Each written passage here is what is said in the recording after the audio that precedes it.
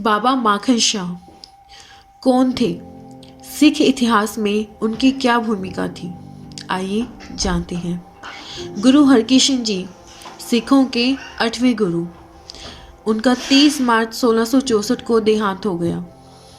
जब संगत ने उनसे पूछा कि हमारे 9वें गुरु कौन होंगे, तो उन्होंने केवल यही कहा कि बाबा बकाला, यानी उनके बाबा जो गांव बकाला में रहते हैं। पर इससे अधिक कुछ भी स्पष्ट नहीं था। बहुतों ने दावेदारी पेश की कि मैं बाबा बकाला, पर असली गुरु कौन थे कोई नहीं जानता था। लगभग 1 साल बीत चुका था, पर किसी को अपना गुरु नहीं मिला।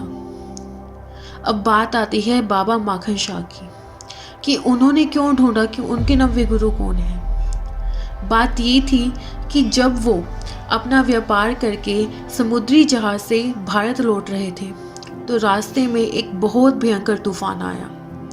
वो तूफान जिसने बाबा माखन शाह, उनके साथियों और उनके जहाज को बहुत हिला दिया। शायद उनके अंतर्मन को भी, उनके हौसले को भी।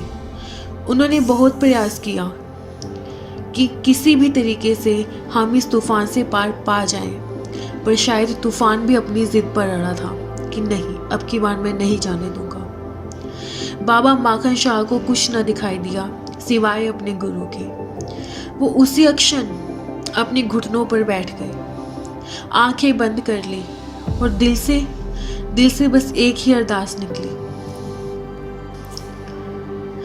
अपने सेवक की आपे राखे, आपे नाम जपावे, जहाँ जहाँ काज किरत सेवक की, तहाँ तहाँ उठ धावे, सेवक को निकती होए दिखावे, जो जो कहे ठाकुर पे सेवक तत्काल हो आवे।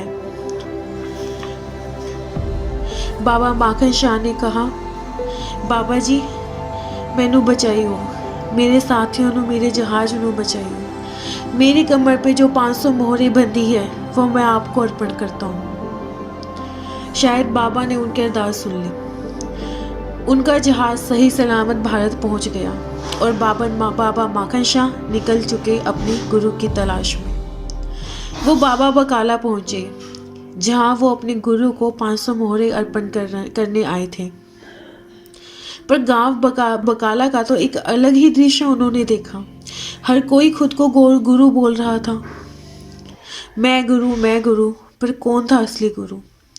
तो बाबा माखन शाह ने सोचा कि सिर्फ मेरा असली गुरु ही जानता है कि मैंने उन्हें 500 मोहरें अर्पण की हैं, कोई और नहीं। उन्होंने वहाँ बैठे हर गुरु को 2-2 मोहरें दी। ये सोच कर कि कोई तो मुझे कहा कि माखन शाह 2 नहीं 500 मोहरें, पर किसी ने नहीं कहा। सबने 2-2 मोहरें ली और उनको आशीर्वाद दिया, और बाबा माखन शाह समझ गए कि ये मेरा गुरु नहीं है। जब सारे लगभग 22 गुरु को वो मोहरें दे चुके थे, तब उन्होंने पूछा क्या कोई और भी बचा है? तब वहाँ खड़ा एक व्यक्ति बोला कि हाँ, एक और है जो हमेशा ध्यान में मगन रहता है, अपनी ही धुन में रहता है। बाबा माखन शाह पहुँच गए माता गुजरी की आज्ञा से गुरु तेग बहादुर जी के पास। उन्होंने वही किया, 2 मोहरें रखी अपने गुरु के सामने। गुरु तेग बहादुर जी ने अपनी आंखें खोली और बोले, माखन शाह 2 नहीं 500 मोहरों का वादा हुआ है। और बाबा माखन शाह ऐसे प्रसन्न हुए जैसे उन्हें अपना भगवान मिल गया हो। गुरु लाधो रे, मुझे मेरा गुरु मिल गया, सिखों के 9वें गुरु मिल गए। और ऐसे गद्दी पर आए गुरु तेग बहादुर सिंह जी, वो गुरु जिन्होंने अपनी कुर्बानी दी इस समाज के लिए, जिनका अमर बलिदान ये इतिहास कभी भूल नहीं पाएगा।